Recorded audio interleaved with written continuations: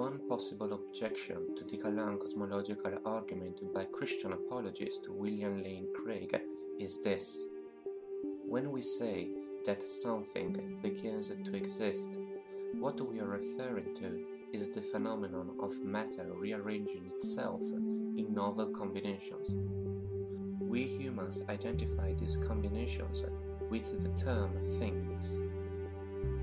Different combinations are then assigned labels, may those be galaxy, dinosaur, or person, so to construct a framework of reference to interact with the universe. Why is this important? Well, the Kalam requires the assumption that the material universe was caused to come into existence from where no matter was. Hence, the phenomenon that causes the things we are familiar with to become existent is unlike that which would have caused the universe to arise into existence. While the former would be, as I said, the rearrangement of pre-existing matter, the latter would consist in the origination of matter from where no matter was present. We can therefore say that nothing of what we observe begins to exist in a way akin to the alleged coming into existence of the universe. What consequences would such acknowledgement entail? For one, and this is my thought, that we can't tell whether the universe, even if we accept that by going back in time we will ultimately reach an absolute beginning, truly necessitated a cause instead of just reaching a state not in need of prior cause, unlike everything that we are used to observe, which must have had a beginning and a prior cause. Point is, this is a relevant observation. Let's therefore look at how Craig addressed it in an interview that went viral on YouTube. A key premise in the cosmological argument is whatever begins to exist has a cause. One of the responses that's out there on YouTube and other places on the internet that some people just find devastating, this is so convincing, they say nothing ever begins to exist because everything has material out of which it's constituted, and those atoms and particles existed before the thing did, and so nothing ever begins to exist. The first premise is false. And I think, what is the matter with these people? Have I always existed? Didn't I begin to exist at the moment, say, when my father's sperm and mother's egg came into union? Did I exist before the union of the sperm and the egg? If so, where was I? Who was I? Was I around during the Jurassic Age when the dinosaurs were about? Have I always existed? That is so absurd to think that I never began to exist, even though the material stuff out of which I've made existed before me.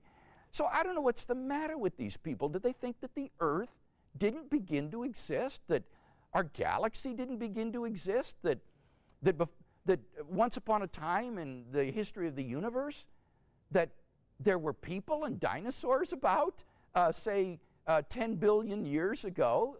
That would be absurd. There were no galaxies at that time. So how can they say that the dinosaurs and people have always existed?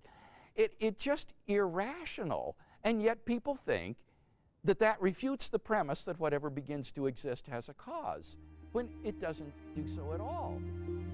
As I previously said, the phenomenon that causes galaxies, people, and dinosaurs to begin existing is the rearrangement of pre-existing matter. What the objection says is that when novel combinations of matter arise, nothing begins to exist, in the sense that no fundamental material constituent is originated anew, and that's the only relevant one when discussing the Kalam. Craig moved from this to affirming that since the fundamental material constituents that compose galaxies, people, and dinosaurs have existed since the beginning of everything, then those who use this objection think even galaxies, people, and dinosaurs have existed since the beginning of everything. Hence, his rhetorical question, have I always existed?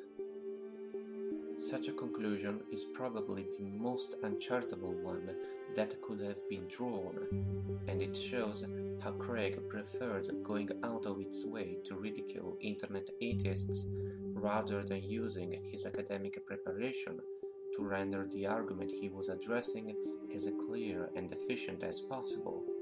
To know how William Lane Craig feels when responding to layman philosophers, we need only read the conclusion to his question and answer 216 on his website reasonablefaith.org. Quote, as a professional philosopher, it would hardly do for me to misrepresent my interlocutor's arguments or to erect strawmen, nor would such work be accepted for publication in peer-reviewed professional journals. The problem is that internet atheists often ineptly misrepresent their own objections or concerns. End quote. Everybody can rest easy then. William Lane Craig will always be there, ready to use his superior knowledge to make up for our ineptitude in expressing ourselves. So I'm just utterly bewildered at how people are taken in by this sort of lack of rigorous thinking, and I'm just doing my best to try to counter it in whatever way I can.